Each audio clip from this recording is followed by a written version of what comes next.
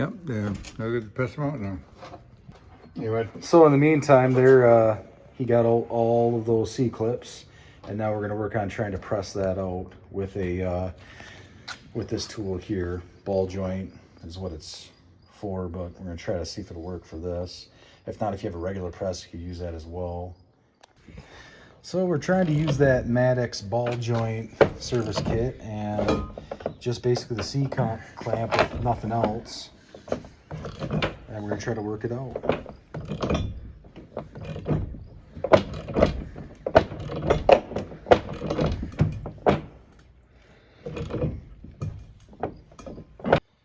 So the trick with this is make sure that your C-clamp or this ball joint removal tool is lined up really well, because otherwise you'll catch the cap there, and then you won't be going nowhere. And then you can just smack it with a hammer too. That seemed to help us out a lot. Go ahead and we end up smacking the hammer on this side to kind of loosen it up a little bit more, and once it started binding a little bit.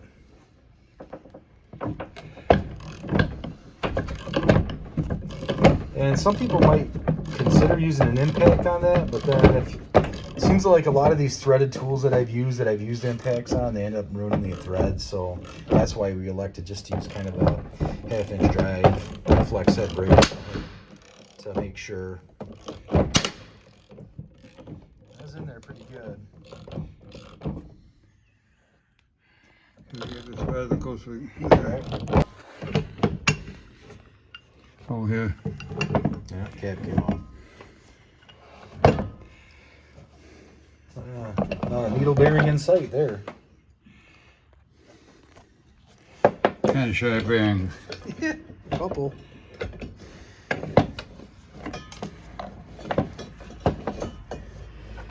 Oh, I always complain about the camera guy, but this time I'm the camera guy. you forgot to take the grease fitting out. Yeah. And one more side note, make sure that you remove that grease fitting first, because it's obstructing the We just forgot to take it out. pathway. So we're gonna get that out of here next. So because of trying to not deal with a whole lot of hassling, like I said, we forgot to take that grease fitting off. Instead of trying to get a wrench in there because it was so tight, we just elected just to chop it off with a sharp chisel, bang it off so we get it out.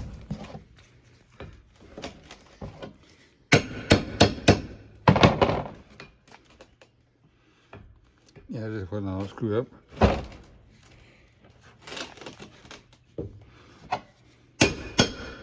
Yeah. Just kind of got to work it with the hammer. It's a secret. I got the clips out of here already, so I just take it apart. Yep. Basically, kind of the same procedure. Just line your press up and make sure everything's clear, so you don't catch the cap on the other side. Yeah, we're good to go right there.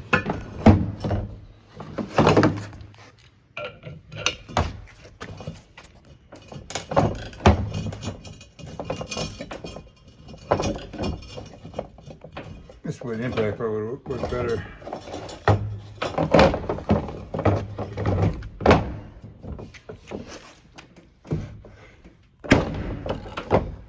Yeah, sounds like you got it.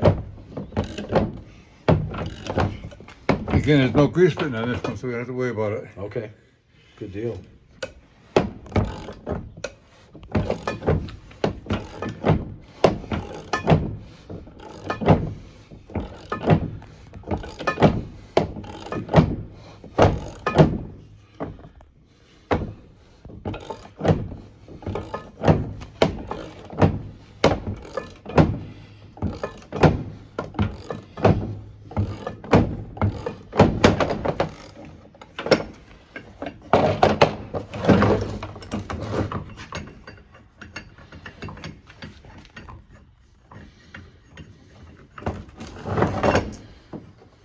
It's all freed up.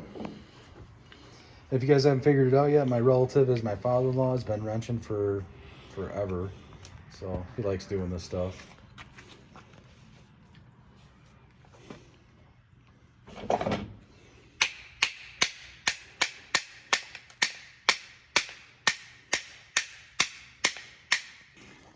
So on the one side of this U-joint, they had needle bearings still in it, but on this side and on this side of it, it was shot. No needle bearings to be found.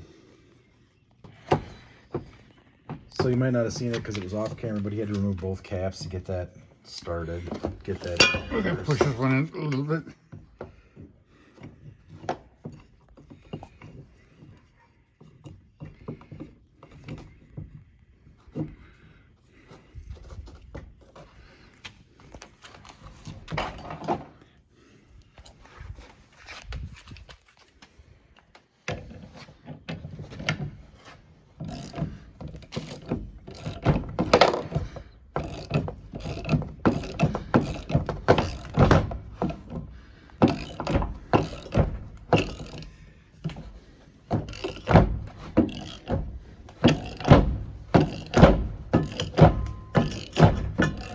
I like to take this one further so we can put the other one on and make it halfway straight. There. That way when you put this one on, you back this off now.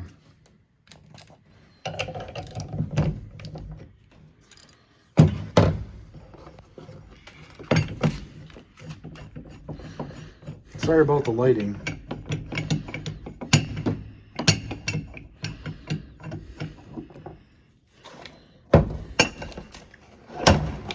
Just do like that. That way you can bring this in straight like this.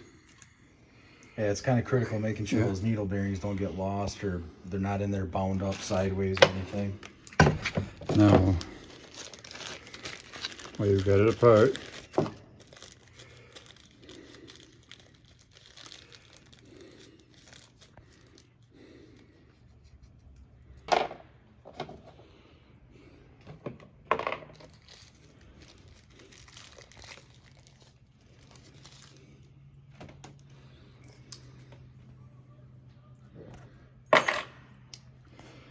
This way you can tap this one and release it like this. So he's installing that C-clip, that first one.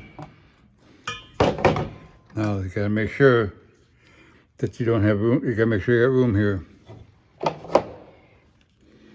Yeah, the C-clip was kind of a little over too far, so he's got to move it like where it would catch on the edge of the yoke. Might be kind of hard to see, but There you go. Hit him like this. There you go. There, now it's clear. yep. See, now we can push it. Now we can push it together. See, we're clear on both sides now.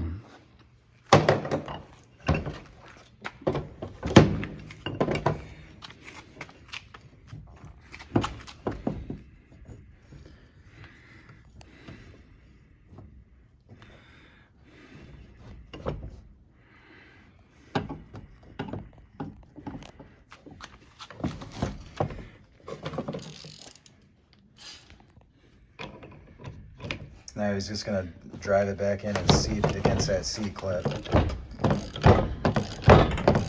Not too crazy with a bunch of, definitely get it seated.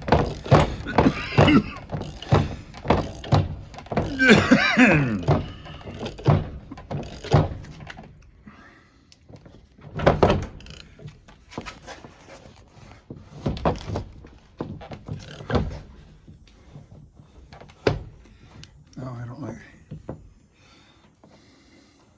It's definitely seated there.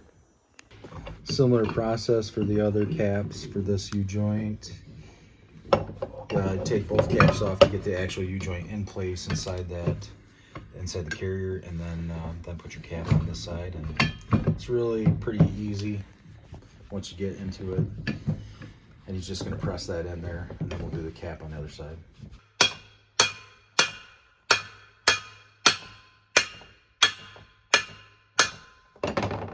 So in our case, we started using that press for this other set of caps, and it just felt like it was binding a little bit. So my father-in-law there, he's just like, goes to town with the hammer. So in our case, we're not afraid to use the hammer. Not necessarily recommending it for everybody, but he's gonna try to seat those C-clips on both sides. That one's in. We're gonna press her back the other way so we can seat the other cap and C-clip.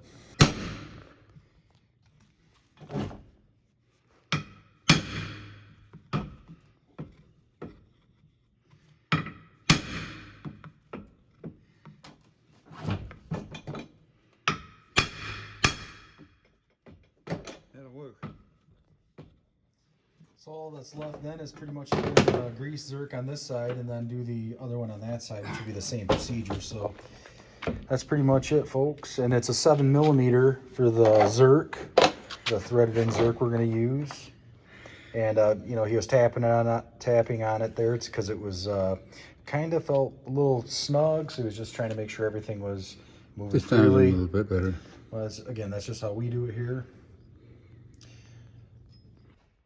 If you guys are wondering what that press is, there it is, Maddox, and that's what we used. There's probably lots of other ones out there, or maybe some homemade remedies to do this.